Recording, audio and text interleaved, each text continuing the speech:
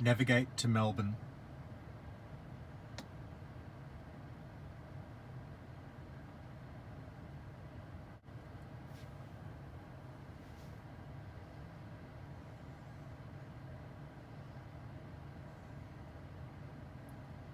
And off we go.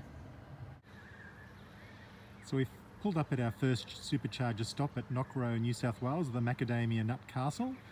And as you can see, there's a bunch of Tesla superchargers here. We're the only car here charging at the moment. We had a group of people come over and they were checking out the superchargers before we got here, and they had lots of questions about Teslas and how they charge and how they navigate and all this sort of thing.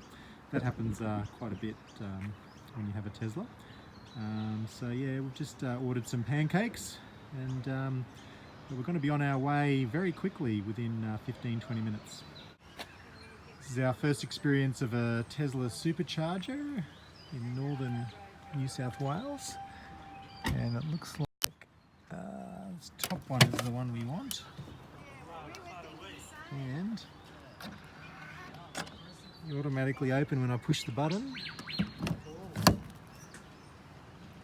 and away we go. Great car, mate. So it looks like we're charging at 87 kilowatts, which is roughly 640 kilometers an hour, and we've got about 15 minutes of charging here until we hit the road again. And the Macadamia Nut Castle has quite a decent solar array, which helps power their superchargers. So this is the Coffs Harbour supercharger. Quite a number of bays. When we pulled up, there were actually two Teslas plus ours, and already one's up and left, finished supercharging. We're not here for very long, we're only here for about 10-15 minutes.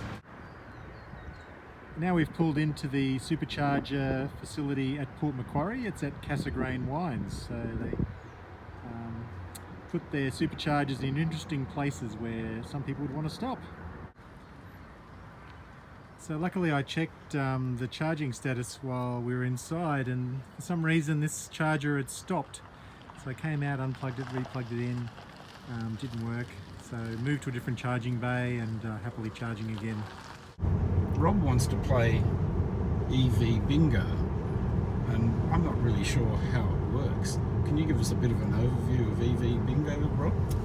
Sure, Brian. Someone recently posted a bingo card on Twitter, and I think they made it from reading lots of the comments underneath EV related articles in online news stories and maybe YouTube videos. So the way it works is that someone will come up with an excuse of why not to have EVs, basically, and as you listen to YouTube videos and read articles, people will come out with the same reasons not to have EVs. So you can play that. Maybe we'll just address some of the issues that people raise. So do you have one for me? So Robert, this morning I spoke with my sister, and I told her we were driving down an electric vehicle, and she said to me, I hope you don't get stranded. So what things can we do to prevent from getting stranded? I presume getting stranded means running out of charge. Yeah, I think that's a common question, Brian. People are reasonably fearful that they're going to run out and they're not going to be able to reach their destination. So the software that Tesla puts in their cars is smart enough to know where all their charges are, and so basically you put in your destination and it'll suggest places to stop and recharge on the way if it's a fair way away. So you can probably see the screen there. We've programmed in Melbourne actually, so obviously we're not going to travel to Melbourne all the way today, but it's basically told us all the places to stop on the way to Melbourne. So the next charging spot there is Heatherbrae near Newcastle, and then St Leonard's in Sydney. And it gives suggestions as to how long you need to charge at each location as well. So I guess with computers and GPS now, cars can make really good estimates of how much energy they'll use for each leg, and then give you suggestions on where to charge. A problem though, last week when we went to Cairns, which we were talking about earlier, the Tesla didn't know about those charges, but the way we dealt with it there is we just put in the address of each next charger, and it kind of gave us a reassuring told us basically how many kilometres it would take and what percentage of charge we'd have to get to that next charger. It'd be better, of course, if it had all those third-party chargers in the Tesla database, of course, and I guess that's relatively easy to add.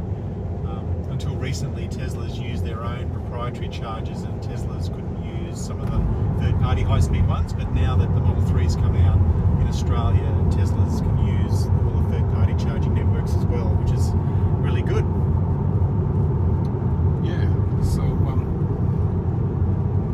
on our trip to Cairns, we didn't have a lot of problems, and we only hit one situation where there was another person using the charger when we arrived. And